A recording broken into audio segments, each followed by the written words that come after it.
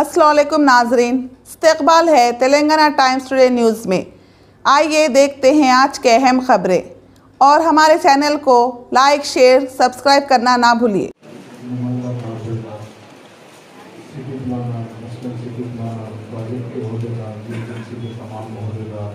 और आप लोग जो यहाँ पर तशरीफ़ लाए हैं, मैं सबसे पहले आप तमाम हज़रात का शुक्रिया अदा करना चाहता हूँ, क्योंकि आपने एक वर्किंग डे के अंदर अपना कीमती टाइम निकाल के आपको हमको इस प्रोजेक्ट को कैसे आगे बढ़ाना है उसके लिए आप लोग आकर यहाँ पर जमा हुए हैं। मैं आपका शुक्रिया अदा करना चाहता हूँ।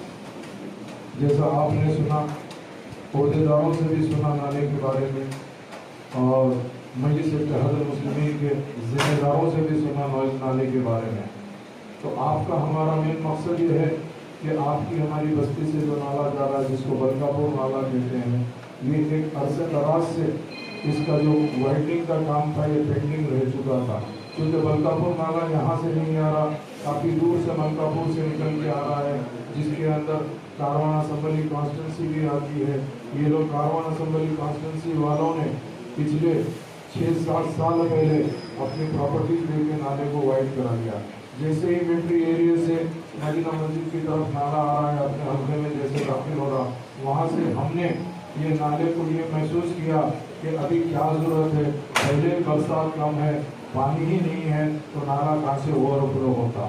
इसके लिए हम मुसलसल जब कभी भी GHMC नाला वाइडनिंग करने की कोशिश करी, मजलिस इत्तेहादुल मुस्लिमीन ने कहा कि भाई अभी जब ज़रूरत नहीं है तब आके लोगों को डिस्टर्ब करने से कोई फ़ायदा नहीं है। इसके लिए एक ज़माने से हमने ये काम को रोका। जैसा मेरे भाई अभी कहे कि भाई वहाँ पर नाला वाइड है तो फिर वो ये है कि पहले बरसात कुछ ऐसे टाइम पे होती थी, मगर इत्तेफाक से पिछले साल आप देखें तो अक्टूबर के महीने में एक धुआंधार बरसात हुई, जिसके अंदर हम कभी जिंदगी में नहीं सोचे थे वैसे हालात शहर हैदराबाद में पैदा हुए। वरना तूफान आता तो जहाँ पर समंदर होता था वहाँ पर तूफान आता था, मगर हमारी बदकिस्मती ये रही कि शहर हैदराबाद में भी तूफान आया, जिसकी तरफ से काफ़ी लोग मुतासिर हुए हैं।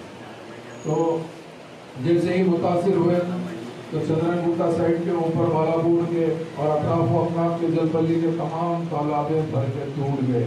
उसके अंदर हमारे पास जो हमारे ज़ख़ीरे थे, जैसा हिमायत सागर है, गंडीपेट है, उस्मान सागर, ये भी एक अरसे दराज के बाद में भर गए थे।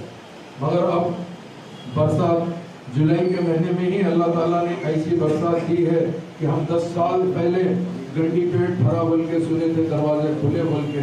उसके बाद में कैचमेंट एरिया जब कवर हो गया था तो गंडीपेट नहीं खुला था, मगर जुलाई के महीने में ही गंडीपेट और हिमायत सागर के दरवाजे खोलने पर मजबूरी आ गई थी। तो हम आपसे ये कहना चाहते हैं, ये जो नाला सबरों के लिए, आप सबरों का अच्छे के लिए जो है ये काम, इतना बड़ा काम जो है सैंक्शन करा दिए, तो आप सभी लोगों का इसमें जो है कोऑपरेशन देना चाहिए। तो सभी मिलके जो आप लोग करें तो ना ये नाला जो है चौड़ा करने के लिए इजी हो जाएगा और नाला भी अच्छा हो जाएगा। तो आप लोगों के लिए ये सब काम है। अभी हमारे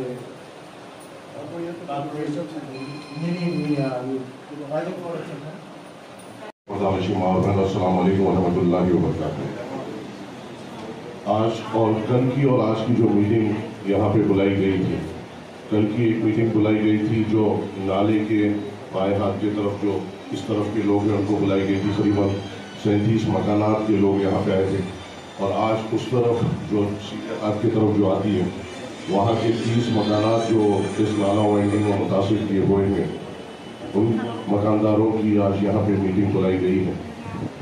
कल भी हमने अहदेदारों के सामने बात रखी थी कि ये नाला का जो काम है, आप बखूबी जानते हैं, नाला वाइंडिंग होकर करीबन 5 से 6 साल हो चुके, और उसके फ़ौरन बाद यहाँ का काम शुरू होना था, और हम कुछ वजूहात की वजह से, समझिए आपकी मोहब्बत की वजह से इसको आगे नहीं बढ़ा रहे थे, क्योंकि वो वक्त में हमें ये दिख रहा था कि इस वक्त इस इक़दामात की ज़रूरत नहीं है। जो पानी जो आ रहा था कारवान हल्के से या जुबली हिल्स हल्के से, जितना भी पानी आ रहा था, हमारे नाले कितने भी छोटे हो काफ़ी थे इस पानी को बहा कर लेके जाने के लिए। मगर आप लोग टीवी चैनल्स में ये बता रहे हैं कि किस तरीके से कब्रिस्तान में पानी घुस जा रहा है और खबर और दरगाह मुतासिर हो रही है, ये आपने खुद देखा। आपने खुद देखा है कि किस तरीके से जो उस्मान पीपी का जो इलाका है, हमारे जमीन तलाब साहब की महरूम की जो गली है, वहाँ पे थोड़ा पानी आने से किस तरीके से वो तमाम गलियाँ फ्लड हो जा रही हैं, ये आप लोग देख रहे हैं। तो हमने पुरजोर कोशिश की कि जब तक इस इक़दाम को रोक सके रोके, और अब इस इक़दाम को आगे बढ़ाने के लिए GHMC का भी जोर है और तकरीबन इस काम के लिए तमाम बजट भी सैंक्शन हुआ है और नोटिस भी इशू हुए हैं। और आप भी ये बखूबी जानते हैं कि ये पहली बार नोटिस इशू नहीं हुए, इससे पहले 7 साल पहले भी नोटिस इशू हुए, फिर उसके 3 साल के बाद भी नोटिस इश्यूज हुए, फिर अब नोटिस इश्यूज हुए। मैंने 2-3 बार जब भी हुए हमने ये पुरजोर कोशिश की और हमें ये दिखता था कि ये नाले काफ़ी हैं, मगर अब वो हालात नहीं रहे और इस नाले की तोसी करना अब बहुत ज़रूरी हो चुका है। घर के अंदर पानी आया था और शॉप के पास भी नुकसान हुआ, गाड़ी को बहुत नुकसान हुआ। और ये जो प्रोजेक्ट रिपोर्ट है ये बहुत पहले का रिपोर्ट है और करके सारे नाला जो भी इश्यूज है वो सॉल्व करने का एक प्लान बनाया गया था और उसी प्लान में ये जो पहले का प्रोजेक्ट रिपोर्ट है वो भी इंक्लूड कर चुके हैं। तो इससे पहले जो रिपोर्ट था ये 33 करोड़ का प्रोजेक्ट है और पहले भी इसी वजह से रुका हुआ था कि एक्विजिशन नहीं कर पाए टाइम में और टेंडर भी हुआ था पर बिना एक्विजिशन के हम काम शुरू नहीं कर पाए थे। इस बार हमारे एमएलए साहब और अपने कॉर्पोरेटर्स जो भी है वो भी बताए कि पब्लिक से बात करके उनको भी कन्विंस करेंगे क्योंकि लॉन्ग टर्म में ये सबको बेनिफिशियल है।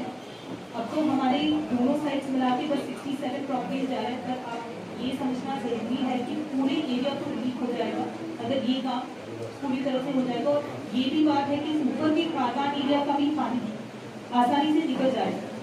तो सबको इस एरिया में ऊपर से नीचे तक कारवान हकीम में बाहर से नीचे एक पेंशन ऑफिस और हमारे चिंतल बस्ती तक ये बहुत रिलीफ होगा। और ये पहला मीटिंग है पर इसके बाद ऑफिसर्स आपके घर पे आएंगे, हमारे टाउन प्लानिंग के ऑफिसर, इंजीनियरिंग साइड से सभी एक घर के पास आएंगे और रिस्क के हिसाब से आपका कितना प्रॉपर्टी जा रहा है वो मेजर करेंगे और आपके ही प्रेजेंस पे करेंगे ये सब। ठीक है, तो आप उनको बता सकते हैं कि कहाँ तक जाना है। और जैसे माधव साहब बता रहे हैं जितना पॉसिबल है नुकसान पहुँचाए बिना हम अलाइनमेंट ऐसे ही देंगे, पर कभी कभी तो इंजीनियरिंग की पर्सपेक्टिव से इसी डायरेक्शन से जाना पड़ेगा, बहुत ज़्यादा कट भी नहीं कर सकते। तो उसी हिसाब का जो भी है वो भी आपको एक्सप्लेन किया जाएगा कि इतना स्ट्रक्चर के लिए इस टाइप के स्ट्रक्चर के लिए कितना पैसे मिलेंगे और डॉक्यूमेंट्स और टाइटल वेरिफिकेशन की बाद में आपको बुलाया जाएगा इस बात के लिए।